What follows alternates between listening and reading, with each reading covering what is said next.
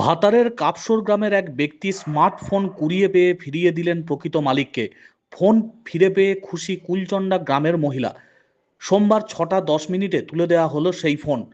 ভাতার বাজারের কামারপাড়া মোড়ের কাছে সোমবার দুপুরবেলায় ভাতারের কাপসর গ্রামের বাসিন্দা লালটু শেখ একটি স্মার্টফোন কুড়িয়ে পান।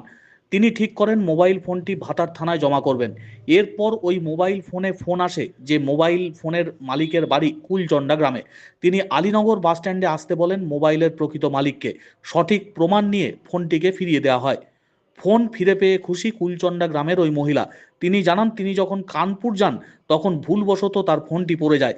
এরপর তিনি নিজের নাম্বারে ফোন করে জানতে পারেন যে ফোনটি কুড়িয়ে পেয়েছে কাপসর গ্রামের এক ব্যক্তি। তারপর আলীনগরে এসে তিনি ফোন নিয়ে বাড়ি গেলেন।